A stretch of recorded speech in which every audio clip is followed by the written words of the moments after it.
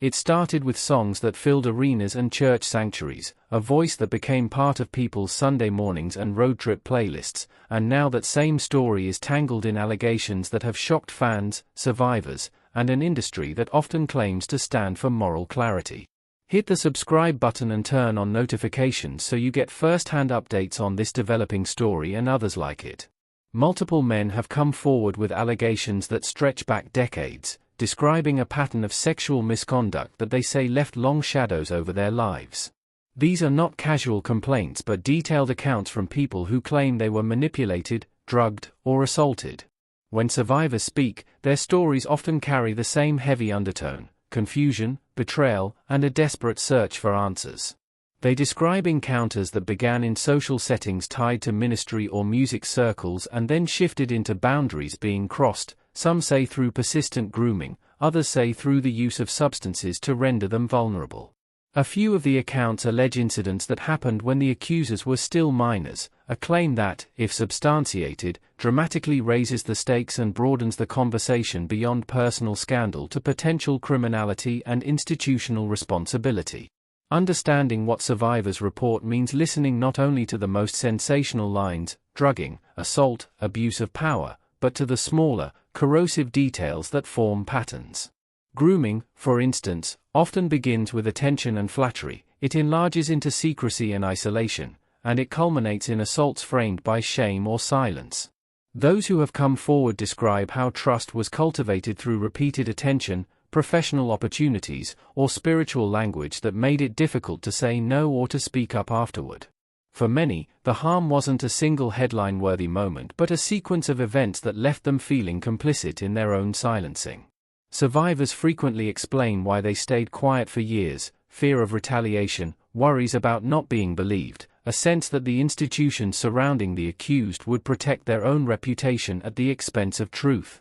That silence, the survivors say, can be part of the damage. It allows a pattern to continue and deepens the disorientation and trauma.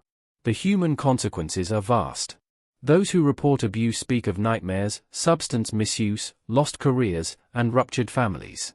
The trauma extends into faith communities when the alleged abuser is a prominent figure within a religious sphere. Worship can become a reminder of betrayal, church leaders can feel compromised, and congregations can fracture into factions of defense and disbelief. The social cost is also real. Friends, fans, and colleagues must reconcile the music they loved with the allegations now attached to it. Survivors' accounts demand careful attention. They are not tidy soundbites but lived experiences that require empathy and a rigorous search for corroboration. That rigor is necessary because allegations of this sort, when true, expose systemic failures, and when false, devastate reputations. The only way forward is to treat each claim with seriousness while seeking evidence that can be examined by independent investigators. At the same time, these stories expose how power operates in cultural and religious spheres. When a figure is elevated by fame and spiritual authority, the imbalance of power can be profound. Fans and followers conflate artistic talent with moral authority. Promoters and industry executives may prioritize commercial success over safeguarding. Churches and ministries might be reluctant to challenge a star who brings in attention and donations. Survivors often say that their voices were minimized or overshadowed by a chorus defending the accused. That dynamic is not unique to any one case. It has appeared throughout the entertainment and religious worlds, but it underscores why transparent, independent processes are essential. Survivors, and the public, increasingly expect investigations that are not handled solely within a community where conflicts of interest are likely. Investigative reporting has played a central role in bringing these stories into the open. Independent journalists spent months gathering testimony, cross-checking timelines, and seeking documents that could corroborate what survivors were saying. This kind of work is painstaking. Reporters must locate people who are often reluctant to speak, verify dates and locations, and follow paper trails that aren't always neat or complete. Outlets that published extensive pieces described similar patterns across multiple accounts, noting consistencies that suggest more than isolated incidents. Detailed reporting also helps explain why some victims waited so long to come forward: fear of career damage, the shame attached to sexual abuse, and legitimate doubts about whether a right response would be possible within institutions that had previously failed them. Investigations also reveal challenges, incomplete memories, lost records, and the shifting nature of evidence over decades. Journalists and investigators must therefore rely on cumulative corroboration, patterns across different accounts, overlaps in geography and timing, and any physical or documentary traces that survive. When multiple survivors independently recount comparable experiences and detail similar methods of manipulation, the weight of those corroborating accounts becomes significant. That's not the same as a criminal conviction, but it is a crucial foundation for both public understanding and for law enforcement to consider further steps. At the heart of many investigative pieces is the refusal to accept an institution's silence or denial at face value. Reporters reached out to the accused and to organizations connected to them for response, and those responses, full denials, partial acknowledgments, or statements about stepping away, are part of the public record. The pattern of institutional reaction often becomes its own story. How a label, network, or ministry handles allegations can either restore confidence or deepen suspicion. Where institutions respond with thorough, transparent inquiries and tangible protections for survivors, they may begin to repair trust. Where they respond defensively or with PR statements, skepticism grows. When the accused issued a public statement, it created another inflection point. Admissions, partial or otherwise, complicate the narrative because they intersect with both legal realities and moral reckonings. The person at the center of this story posted a message acknowledging a long history of substance abuse and stating that some of the reported behavior was largely true, while expressing remorse and indicating a desire to step away and seek help. Those words matter. An acknowledgement of harmful conduct can validate survivors' experiences and catalyze institutional responses, but it can also raise questions about the extent of the admission and what that means legally and morally. An admission framed by words like largely true or I am sorry does not settle every question. Survivors and advocates may find such statements insufficient because they often seek full accountability, concrete reparations, and systemic change rather than a private apology. For some survivors, the admission confirms their worst suspicions and reopens wounds. For others, it may be the first public recognition of harm that has never been addressed. The substance abuse confession adds complexity. It can explain behavior without excusing it, and it raises questions about whether addiction treatment is being used as a genuine avenue for change or as cover for mitigation. Public reaction to an admission will vary. Some will see it as a step toward accountability, others will view it as the minimum necessary before legal or professional consequences follow. Responses from peers, industry leaders, and the public have been swift and consequential. Record labels, radio networks, and promoters face pressure to distance themselves from the accused. When a prominent label severs ties or a major radio network removes songs from rotation, those actions send a message that reputational risk and the gravity of allegations can override commercial considerations.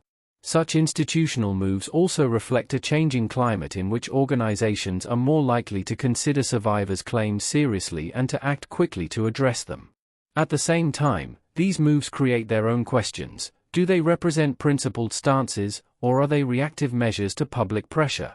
Will they be accompanied by commitments to change hiring practices, strengthen reporting mechanisms, and offer support to survivors?